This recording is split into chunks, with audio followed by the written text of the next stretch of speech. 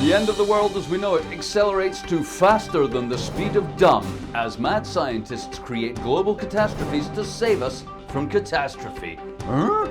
No more nuclear bombing in the Far East as climate war truce holds in Eastern Pacific and fascist communist one world government agree doctrine for absolute rule. In the UK, Prime Minister Farage agrees to hold a referendum on joining Europe as bankrupt UK and worthless sterling force Queen into prostitution. Your Majesty. Hello, temporal anomalies. Welcome to the fucking news. I'm blessed with the gift of sight. Here are tomorrow's top stories. Scientists from the UN's Solar Mitigation and Climate Control Body have apologized for their most recent catastrophe when unexpected cascading events from dimming technologies stopped the monsoon in Asia, leading to a catastrophic drought, famine, and the death of 1 billion people. The failure of the monsoon in Asia last year and the subsequent rice famine directly contributed to the deaths of 1 billion people, say the UN's latest report on our planet's unfolding climate catastrophe.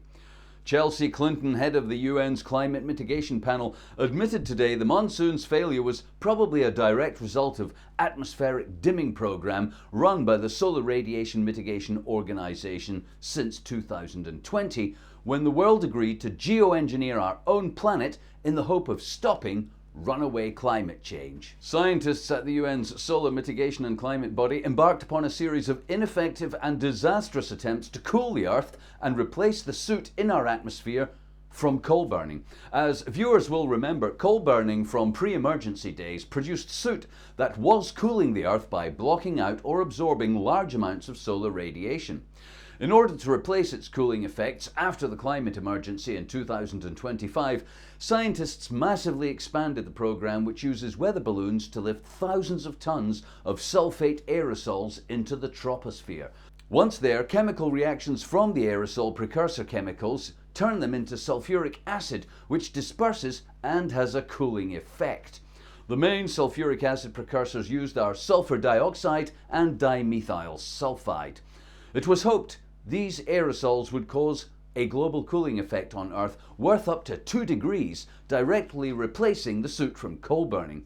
It was always known there were risks and unknown adverse unintended consequences from such widespread geoengineering, especially when so little research had been done into its use. Virtually none. It seems that rather than the quantity or type of aerosol being used causing the monsoon's failure, it's the unpredictable action of the jet stream which has shifted so far from its usual coordinates that the moisture-bearing clouds that bring the monsoon are now carried far away. In a show of unity and solidarity with the continuing program to cool the Earth, both presidents of China and India released a joint statement saying, "1 billion deaths is only the beginning. We're fighting for the survival not only of our species, but of every species on Earth. Before this battle is over, many more people and other life forms on Earth will perish, some never to return.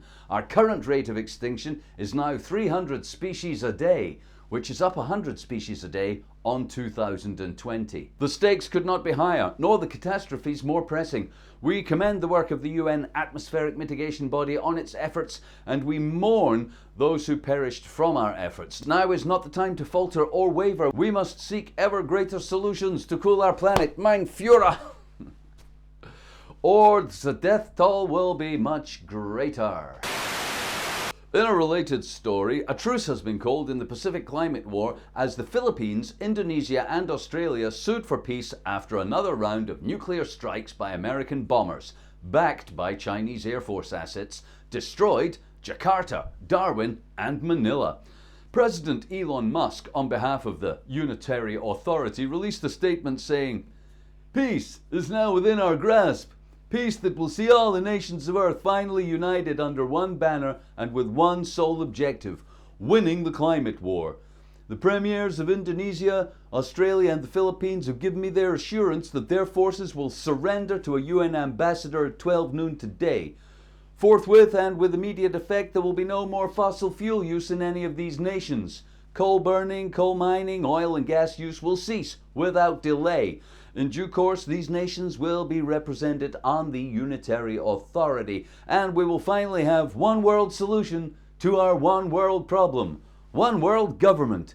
A government that can legitimately exercise control over the industries and consumer habits of every person on Earth, for the good of us all. It is a great shame that so many people had to die and so much destruction was wrought to bring about this much needed state of affairs. From this day forward, the combined resources and intelligence of every nation will be used to combat and defeat climate change. Vast new CO2 extraction facilities will spring from our factories.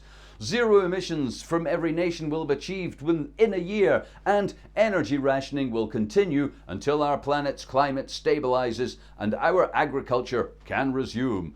Earth people will never go back to the fractured divisions of the past.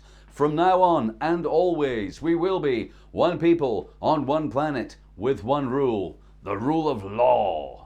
Following the President's statement, a copy of the One World Treaty for Unitary Authority was released. Signed by every nation on Earth, it cedes absolute authority in regard to climate mitigation programs, industrial output and energy supply to the world's unitary authority. Nice.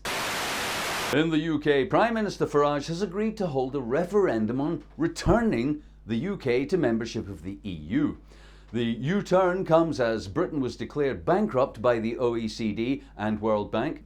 Its currency is now worthless, inflation running at 1,000% and GDP slumping to lower than that of Mongolia. With the polls suggesting a massive 90% in favour of accepting the European Union's bailout and membership deal, Prime Minister Farage had little choice but to accede to the demands of the electorate and hold a referendum. Since leaving the EU in 2020, the UK has declined economically and environmentally. The stock market crash after the climate emergency, the Sellafield nuclear disaster and the Gulf Stream decline all combined to destroy its infrastructure, economy and agriculture. The EU is offering to airdrop food to Birmingham and London and begin regular shipments of grain, to fast-track use of the euro currency for the United Kingdom as well. The armed forces will be absorbed into the European military and King William will step down as head of state. Queen Catherine will be forced to take a position in one of Brussels' brothels until the national debt is paid off. Your Majesty. Boris Johnson, leader of UKIP, has called for all right-thinking blue-blooded British people to vote against the deal and starve to death in the streets rather than have a bunch of bloody garlic frog lickers run the country. Thanks, and now the weather. Large parts of Earth remain uninhabitable. Population has dwindled to 1 billion or so, and efforts to cool the planet are only having limited success. Have a nice weekend.